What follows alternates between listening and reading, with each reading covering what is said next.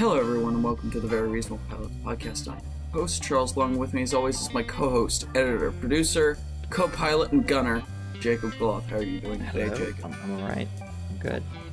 Okay. Good. Yeah. So now that we've introduced the show and everyone knows that we're going to be pitching a TV show, I think it's your turn to give us what you've written. So this week I've wrote a pitch about a guy who pitches pilot TV shows. His name's Charles, and he goes every other week, and he gets it happens to be his turn this week in the pilot. So take it away, well, Charles. That's good, because I've got. Thank you for that lovely intro. I've got a show written out right here. How sorts of characters. You prepared that. And I've actually got two shows. One of which is an original, and the other of which is this tie-in to a larger universe. Which do you think we should do? Original and a tie-in to a larger universe. Yeah. I think we should go for the tie-in because we haven't done one of those for a while. So my pitch involves the Hellboy universe, obviously, because the original Hellboy books took place. The setting was like the late 90s, early 2000s, and onwards, right? And Hellboy was born in 1944. So there's all of these comic books, spin-off books written about Hellboy having adventures in the BPRD, in the 50s and, onwards. So I think we set a Hellboy show, and maybe animated, preferably live action, but that costs a lot of money. Set a Hellboy show in the 1970s. 1970s, right? Okay. We go back, 1970s, Hellboy, maybe he's got an afro, probably not. And it's following a field team as they're, traveling throughout the continental U.S., fighting, occult monsters. You really and like stuff. using that word occult. And so, I love that word. It's a good word. With the first word in the title being occult. Yeah, but what am I gonna do? I like it. It's a good word. So I have figured out our field team. Some of these characters are old, hat from the Hellboy universe, and some of them are new because it's the 1970s, and obviously the human characters aren't really usually going to be capable of doing all that action stuff, in the 70s as well as in the 90s. So, of course, Professor Broomhome, Hellboy's adoptive father, and the man who, turned him from a hellish monster into a man. Yep. You know this. I'm assuming, of course, that you've all seen Hellboy. If not, it's about Demon from Hell. The latest film with David Harbour, directed by Neil Marshall, starring, who else is in that one? That guy from Hawaii Five-0, I think. Was that guy in Hawaii Five-0 and he's a big Jaguar man? Poster, actually. The guy from Hawaii Five-0. The guy from Hawaii Five-0 and the guy from Stranger Things finally teaming up to, I don't know. What do? They fight a big lady. They fight the lady from Resident Evil. The Resident Evil lady. Sounds from like the movie. Not the Lady Dimitrescu, not the big 9 foot tall, vampire mommy milkers lady, but the lady from the movies, Mila Jovovich. They fight her, and she's dismembered for a chunk of the movie. And it's about a demon who comes from hell, and he fights evil on the side of humans. So Professor Broomhome is his adoptive father. He's all manner of paranormal phenomena he is aware of. He's got, endless knowledge of this sort of thing, right? Hellboy, obviously, he's a big red guy with a rock hand. But he's still kind of in a juvenile state of his life because it's, he's still pretty young. It's the 1970s. He was, he's getting into all sorts of crazy things, drugs, psychedelics. He's trying to experience as much stuff, as much humanity as he can, Yeah. So he's becoming more of a man as the series goes on, but he starts kind of childish at the beginning. Does that make sense? Like he's not a teenager. So does he like age differently or something? I don't really know Hellboy too well, so is he aging slowly? Yeah. Is that why he's childish? Mm-hmm. Well, think reverse dog years. That's a direct line from the movie, the 2019 movie with David Harbour and the guy from Hawaii Five-0 and Resident Evil Lady. Okay, so but he different. Gotcha. He ages really slowly, and he, is basically invulnerable. Like, he can get shot a bunch, but he'll live, Okay. He'll have the bullet holes in him. It'll hurt like a motherfucker, but he'll live. So, and he's the world's greatest paranormal detective. But he's the world's greatest paranormal detective when we meet him in the late 90s, early 2000s. Paranormal detective shows in a row. Am I? Oh, shit. Well, no, this is more of a superhero. That show is a superhero thing too. You give him laser eyes. Oh, yeah. Did you forget? But this is more of a team show. This is a team show. It's whatever. It's the same thing. I'll just allow it. Like Dr. Lindsay Ellis. She's the medic of the team, and she's a mid-level medium who can make contact with the other side, know? But she's not super powerful. She can't, bring demons over from hell or anything like that. She can just talk to ghosts. Okay. And that sort of thing. But she's, got combat training. She was a combat medic in the military special forces. What? And she was Vietnam or something? Or what is this, the 70s? So yeah, it was the 70s. World War maybe II? Korea. Korea. Korea. Okay. Yeah. Korea. I'll allow it. She's a combat medic. She was one of the first women combat medics, maybe we can say that. Or maybe she's part of us under. She doesn't have to be American. She underground. Could be I don't know. Oh, you're right. She doesn't. Anything. We'll just say she's a combat medic from another country. Yeah, France. French combat medic. Okay. She's. Yeah. And she's, pardoned to the world, but she's very unaware of any paranormal phenomena that's going on. You said she's a medium, though. This is... Yeah, but she doesn't know these things. She just knows that sometimes people talk through her. And she's kind of the audience surrogate she doesn't actually, realize people are talking through her. She's not there. She just oh, I'm being talked through. And then she, but her conscious gets pushed to the side and she's secondary in that. Yeah.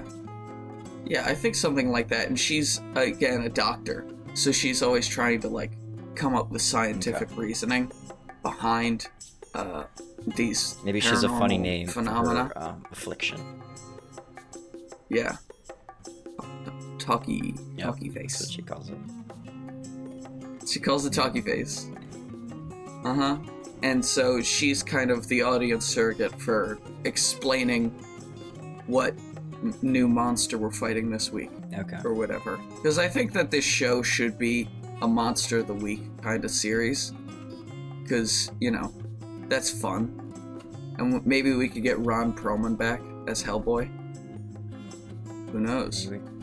Well, we couldn't get John Hurt back as Professor Broke, because rest in peace, John Hurt. He's a great actor. But our next character, Warren Kelso, he is a big, heavy, big, rambunctious, large gentleman. He's tasty in a fight, and he likes a drink. Okay. Yeah, you never heard that before? It's a saying. It's a fun phrase. I like it.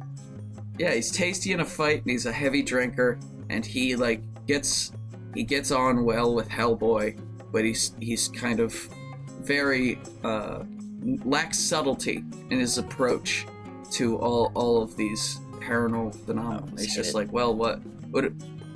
hit it. What if we just burn down the haunted house? Would I that would love work? an episode where that works. Maybe they reject him the whole time. No, we're not going to burn it down. We've got to do it like this. And then they're leaving the house because they're like, what are we supposed to do? And he's like, well, and then he blows it up. Well, I guess that works. He presses a button. He spends the entire episode, he's not really involved. You just see him walking in and out of, rooms and through hallways and stuff. You think, oh, maybe he's got a detector and he's detecting stuff. He's actually just been planting C4 around the entire building. And it's yeah, just in case. And it explodes. Maybe they exorcise the demon. They're like, we got him to leave. And he was like, yeah, but put so much work in, man. And Hellboy's like, the couple that lived here is dead. Just hit it. Boom. Yeah, it was pretty cool. Yeah, you know? No, I think that'd be funny. And our next character, Abe Sapien. Abe Sapien. Do you know Abe Sapien? He's a previously established character in the Hellboy universe. He's Big Blue Fishman, basically. That's fun. And he's in the movies at least. I'm not 100% sure about the comics, but in the movies he's able to, have slight telekinetic power. Like he can not move stuff with his mind, but he can, like, if he touches something, he can know it's past, that sort of thing. That's cool. And I'm not sure if we want to put that into the show because it's not really in the comics, but I think it would be It's fun. a cool power, like being able to did. touch something and then you sort of realize what happened to it. It's a very good that's what I was thinking. Power. And he, in the comics and in the movies, Abe Sapien and Hellboy are like kind of brothers at this point in the relationship. They're like two weird monsters that have kind of been shunned by society, but are, a part of this group, the BPRD, and they, help people, even though they're kind of seen as pariahs. And that's in the 90s, or late 90s, so I think at this point in the relationship, it should kind of be not as solidified yet, So they're not brothers yet. They're just not, sort of like they're not brothers. They're friends. They hang out sometimes, but they're work friends. And Just they haven't like us. saved each other's lives enough. Yeah, just like We're us. friends. Because this is our only job. Yeah. And our last field team character is April Stevenson. She is a high-level psychic who is, really, she can see the future, she can see the past. She makes Abe Sapien's powers look like, Tonka toys. This guy, she is like way out there with psychic ability, but she's not really gotten a grasp of her powers yet. So she doesn't have to do everything. She's a little uncontrolled. Yeah, she's still working on it. She's young. She's one of the youngest members of the field team, and she's Professor Broom's assistant, who helps him out because he's he was in his 20s during the 40s, so he's in his late 50s, 60s kind of era of his life in the 70s. So he needs some help. Maybe he's still maybe he doesn't need a cane yet. Maybe he's taking pills, Yeah, that's what. So April Stevenson is his assistant. She's working on her doctorate in occult studies or whatever. He's done. It's in the fucking book. It's written all over it. So she's like his gopher, but he's also helping to train her psychic ability.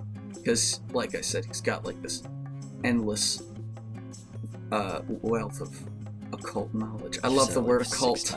I'll never stop saying it. I know. If this podcast were an essay, I would remove more than half of my uses of the word. Yeah, I gotta print out a page of synonyms or something. Yeah. Well, I feel like I know most of the good synonyms. Paranormal, supernatural. I used two of those. Yeah, those aren't that fun. Occult's just got... Maybe I'll just... You know what? Every time I want to say occult, I'm gonna say a type of sandwich. Okay, that works. So where's the... I got the characters. We got our... Yeah. Our well, medic, I haven't actually gotten through the last two more. two How characters. big is this team? Jesus. Well, these two characters are our command center team. Oh, they're like Q. So, yeah, they're like they make the gadgets that, if there's a jetpack, they use the jetpack, that sort of thing. They make it, and they, run comms, do research, that sort of thing. So we have Richard Dick Lloyd, and he is the newest recruit of the BPRD. He's basically a gopher. He gets the coffee. He is on indefinite desk I thought duty. you meant the animal, the gopher. know, maybe he could have like a lame supernatural power, you know, like he's got a tail. That's it. That's all he's got. And they're like, but it's like a fully articulated tail, and that's his only thing. And he's like, yeah, I'm part of the team. And he's basically just an intern, you know? He's like, yeah, I get paid less than minimum wage. It's the 70s, it's cool. And he could be like into Star Wars, you know? That's the late 70s, but still. Yeah, that doesn't exist yet, does it? No. Well, it does. 78 is when the first one came out, I think. Well, if we're doing the 70s, don't you want to not do the end of the 70s? Yeah, I mean, I'm saying like the last season. He Okay. gets into Star Wars. Yeah. And our last character, the sassy receptionist and office assistant, Regina King. She's the one who picks up the phone and is like, what do you want? Hey, what's up? She's sassy, she's cool, she's hip. You know, everybody likes her. She's like the Gina Linetti of the squad. From Brooklyn Nine-Nine, the Chelsea Peretti. I don't want, at least for the first season, I would not want this series to have a main overarching plot that, Oh, you don't want there to be a main overarching plot, or you didn't write one? Both. I didn't write one because I didn't want one. And, yeah. And because I was working on the other pitch also. Alright. The other pitch has a main So overarching the idea is plot. that each episode's a new monster. You discussed that earlier, right? And we got one idea, which is maybe the haunted house that it is inevitably haunted house. By Kelso. Do you have any monster ideas? Well, there's always a lot of cool monsters in the Hellboy universe because they pull from like really obscure folklore. And since we're doing like the continental US, at least that's what I think that we should be sticking to. I think we could pull a lot from like Mesoamerican folklore and that sort of thing, like giant bats and you know, the vampire monsters, because I love a Hellboy adventure in an Aztec tomb, you know, ancient Aztec warriors rising from the dead because Hellboy's fucked with their thing. Oh, we could have like an Indiana Jones episode where like he goes into the tomb. It's just him for this bit, and he's like going in and he's like you know, doing all the Indiana Jones stuff, like swinging across the gap with a whip. Maybe he's got a hat on too, or maybe he uses his tail.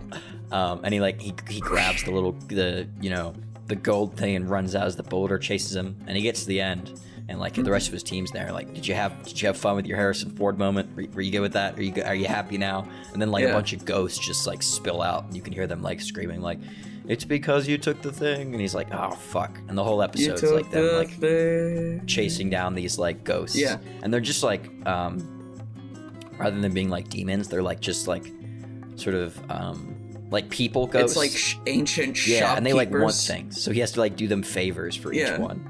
And like his team will not help him out because they're like, you wanted your fucking Indiana Jones moment, okay? So you got to fix the mess, all right? Maybe Kelso helps him out, but no one else. There's like a B story, and they're like all hanging out doing something fun. Yeah, maybe the B story is like they can't get the waiter to notice them at like a restaurant. Something like really simple. Well, he runs around doing favors for all these ghosts. Yeah, and I think it'd be funny if like in the Indiana Jones thing, he's got the hat and he's like doing the same thing Indiana Jones is, where he's like, yeah, you know. And then when he like jumps out of the thing as it explodes and all the ghosts come out or whatever, and his son and his dad, Professor Broom's like, "You done?" And he's like, "Yeah," and he hands him his hat back. It's like, thanks, Dad. We have a funny moment in the show where we have that exact same, like intro of Indiana Jones in the first movie, where like we see his back for a long time, and then eventually he turns around and cracks the whip at the guy with the gun, like cracks the gun out of his hand. We have that exact same scene, except it's just like one of the team members who's like just holding like a brochure or something, they're like, Why do you? What did you just watch? Raiders of the Lost Ark or something? Like, what is this? Why are you doing Jesus. Or maybe it's we do the exact same thing of it's like he's walking through the thing, and he's got like 2 guys with him, and they're like probably gonna betray him at some point, and we do all the shots, but instead of a whip, he just uses his big rock fists and punches him in the mouth. And just bop. And da da da da da And he da. does the music himself. It's like da da da da. Well, also, Indiana Jones hasn't come out at this point either. Shit. It's the 70s. Yeah. What has come out? Nothing. We can't nothing do Indiana existed Jones before the 1970s. We could do Indiana Jones. We couldn't reference it. It would have to be like we could have a young Steven Spielberg there, and he's like writing it all down feverishly. It's like, oh. But instead of a big red guy, it's a handsome guy. Without a tail. Yeah. But I think we could do the Indiana Jones thing. We just couldn't make reference to it within the show's universe. Yeah. Does that make sense? Yeah. But, I think some old castles. Maybe they go to Europe for an episode or two. Transylvania. They go to Transylvania and they fight a vampire, but not. Maybe it's like a what strange and fun twist could we do on a classic vampire story? All right, the first vampire story I can think of is Polidori's Vampire, which is spelled with a Y. And that one, it's like a yeah. I've played it. It's a video game. I've played it. You have that beard and you have all the choices to make. Oh, I didn't know there was a video game. But anyway, it's like the first existence of a vampire that's like, they seduce women, and then they like, suck on their blood after they seduce them. Yeah. So we could do that, but it like turns out like, in fact, they're really just sucking out the diseases of people. They're not actually hurting them. And so Hellboy like chases around this vampire like the whole episode, but he's actually doing like a good thing at the end of it. Yeah, that would be cool if like Hellboy gets called into this small Transylvanian town because all of the women are showing up like with marks on their necks, and like the women the women seem fine, but all of the men of the town, like their wives and fathers and like the priests, are really protective and like, we have to stop this monster. And maybe she's like, oh yeah, we really do have to stop us. Yeah. You know, like they're just like, oh, he's a nice flirt. Yeah, maybe it's just like a love bite. Like it's not actually sucking the blood. He's just like, I just got the sharp teeth. Maybe it's like, just, I don't actually need to drink blood. I don't know who wrote that, to be honest. Yeah, maybe he sticks his teeth in, but he's like a monkey, and instead of eating the blood, he just sucks out the parasites. You know, like how a monkey eats grubs and bugs out of hair. Yeah. I think that would be cool, and it would be interesting to pose like, hey, this is another hellish, quote unquote hellish monster that is helping humanity. So, maybe there's a bit of camaraderie there. Or maybe the entire team is like, let's kill him. But Hellboy is like, no, I'm not so sure that we should kill him. He seems like he's doing a good job. That would be cool. Because I think at this point in his life, Hellboy is becoming more and more of a liability. Like, he's drinking more, he's becoming more reckless. And, that could be his arc for the series, is he's, he has to learn to be more responsible and, reasonable and, like, put his team before himself. Because I think that would be, an unexplored arc in Hellboy's life. Here's a quick idea. Maybe the vampire, he's got like, his name's like Dr. Dracula or something like that. He's a medical doctor, and he wants to drink blood, but he took the doctor's oath, and so he's not allowed to harm his patients or whatever. So he's not allowed to harm people. So he's resorted to a life of like, sucking out the parasites and stuff, and he can like feed on that. So he's like, I'm technically doing a good thing, so I can get away with that. Yeah. maybe we could do an episode. I think it would be fun to do an episode in like the suburbs of New Jersey, and he's hunting the Jersey Devil. No idea. You know what the Jersey Devil is? The Jersey Devil is this myth from, New Jersey, obviously, about this like Spring-Heel Jack style character that's, he's a giant black monster guy with a goat face, and he runs around and steals stuff. Like a Bigfoot or a Yeti, but he's in New Jersey, and he smells bad, I think that's part of his thing. Okay. But I think it would be fun if we, we just have an episode where Hellboy's going door to door, knocking on doors, and being like, yes, hello, have you seen this cat? We think it might have been abducted by a Jersey Devil. Yeah. And we just have the juxtaposition, and at the end there's a big fight, and they figure out it's just like two kids in a costume. They fight the two kids? No, that's stupid. Yeah, Hellboy punches the two kids one of them right in the legs and one of them right in the head. And it goes through them and kills one of the kids, and there's crying, and he comes out of the thing. It's like, we were just playing, why did you do that? It's really tragic. Yeah. Or maybe it's like a real monster man that kills. Because we need a cool fight. Yeah, we need some cool fights. We can't do all jokes. Yeah, no, not all jokes. Lots of fights. He's got his big gun that he got from a superhero in the 1950s. We could do a superhero thing, but in this universe, superpowers aren't really as much of a thing. Superheroes are basically just guys with guns who punch other guys and shoot Nazis. Yeah, I think we could do a cool 70s style Blue Beetle style gadget guy who's got a staff and a motorcycle, and he's got gas grenades and all this stuff.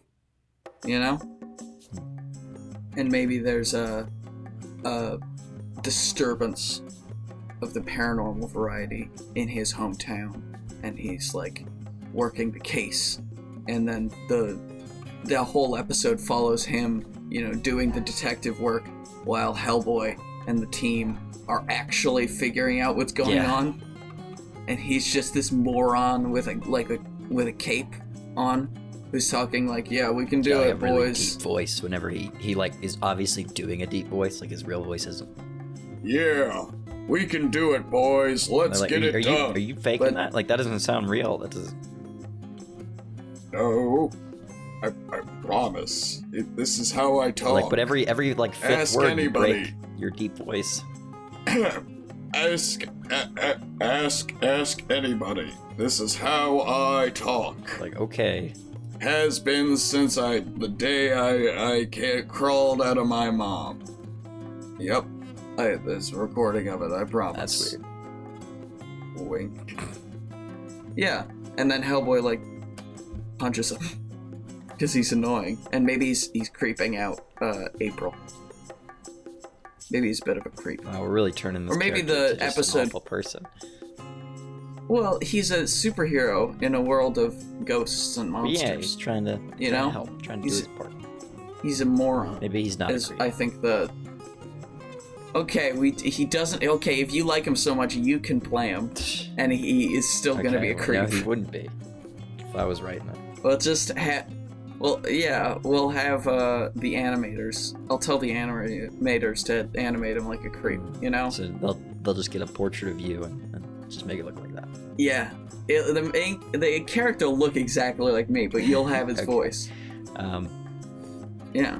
Yeah, I think that's pretty fun. Do you have any other ideas for monsters?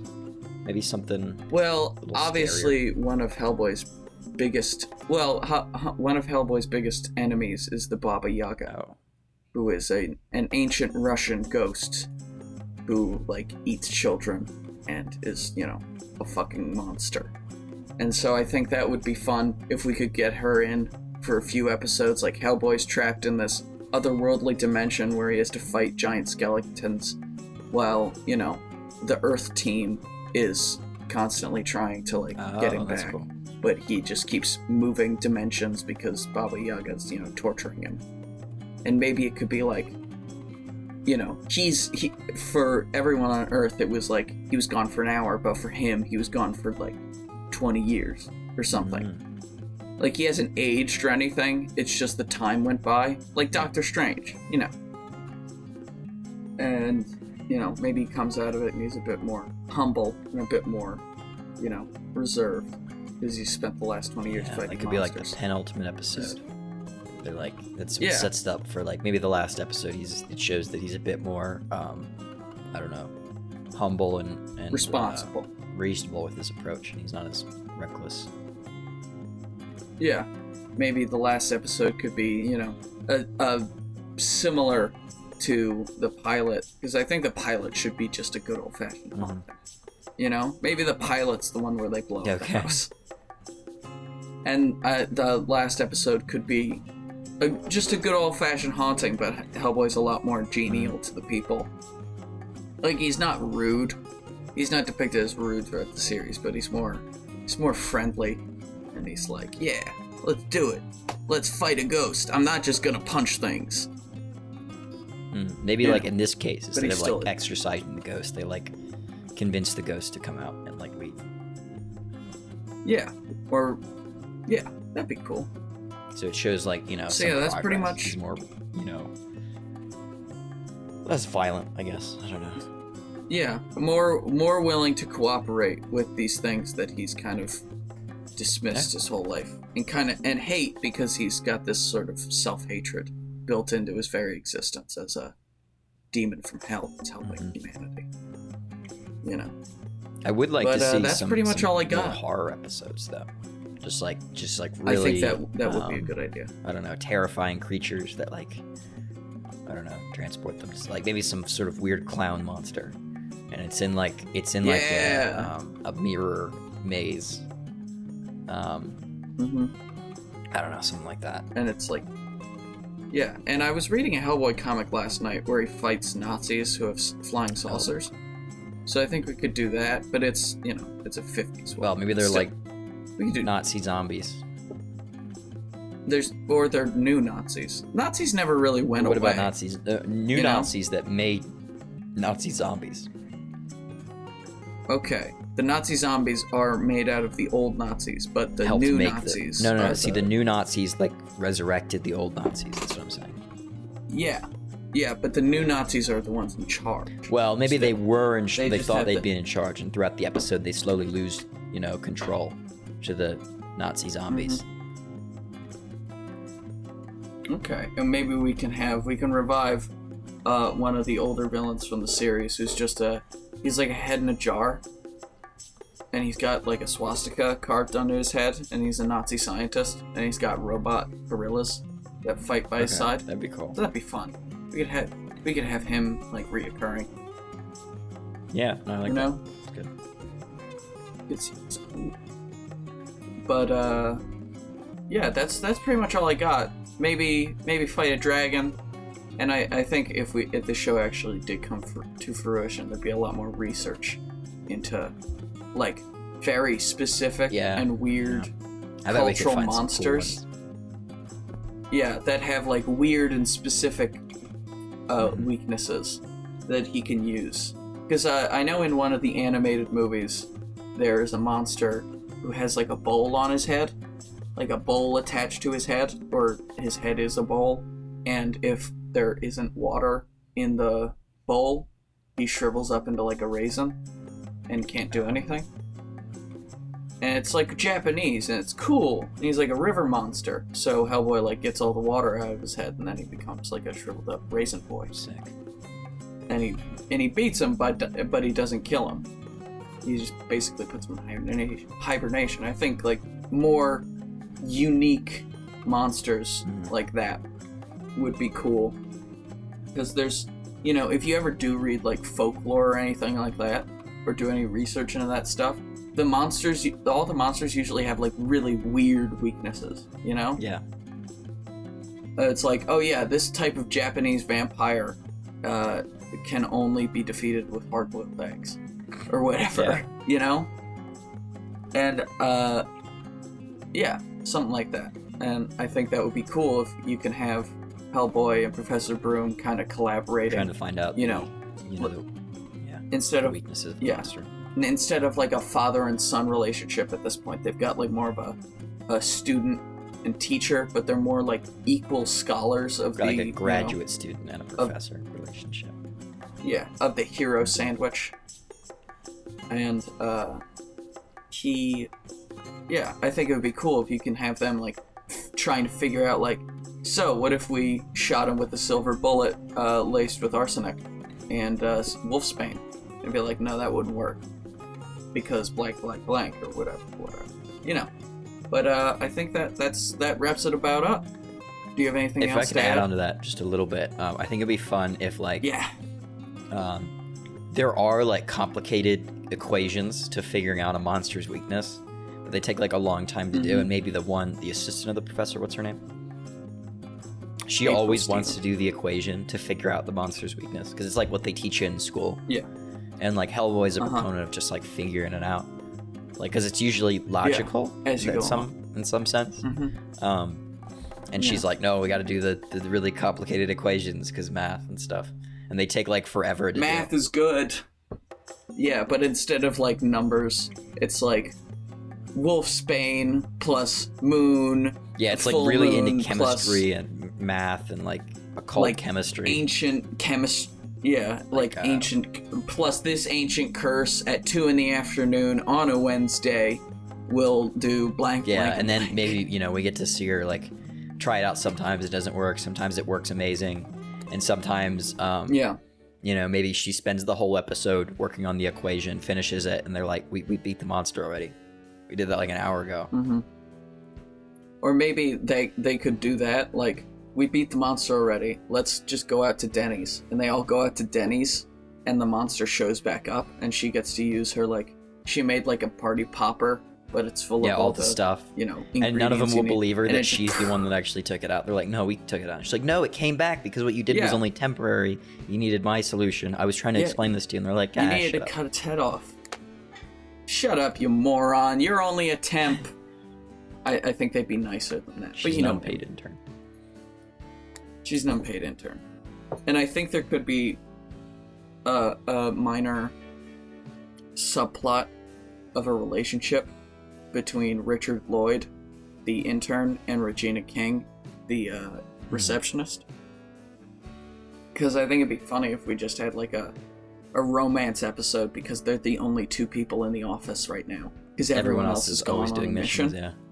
Maybe it's like a really big office space, and they have like open like floor plan offices, but everyone else has their own office. So it's just like a big hallway, and at the end of one hallway is she sitting in a big desk, and at the end of the other hallway he's sitting in a little desk. Yep. And we could start the episode off like they're eating lunch in the cafeteria. One's on one side, the other's on the other side, and like as it goes forward, like they start sitting next to each other and all that sort of thing. Yeah, it'd be like a cute little relationship that they have to keep secret because you can't date within the, the company. The company. I couldn't think of the word. But well, thank you everyone for listening to the Very Reasonable Pilots podcast. I've been your host, Charles Long. With me as always has been my co-host, editor, producer, co-pilot, and gunner, Jacob Goloff. If you like what you heard and you want to hear more, you can find us at VRP Podcast on Twitter, and you can find me at Charles_Lungs on Twitter, and you can also give this video or audio medium, however you're listening to this, a like, thumbs up, or subscribe. Can't do that on most platforms. Star rating. It's not even a point. Don't even ask. You can do it on YouTube. I want to ask, because it goes on YouTube also. Go to YouTube, follow the YouTube channel, and remember to always be looking forward the next time you get hit in the nuts. Just in general, or like, good night, everybody. Were you gonna say like get hit in the nuts with a episode of VRP? Because we kind of are like that, It's disappointing. You don't want it to happen, but it happens. It goes on for too long. Yeah, the pain lasts for too long. It goes on for too long. It's not as It's not. It hurts more than you remember. Yeah. Yep. And they just keep talking about Batman. Yep. That's exactly. Yep. Yeah. Actually, I think that was our first Batman reference of the I episode. don't think we. Good job, everyone. Batman. All right. Goodbye.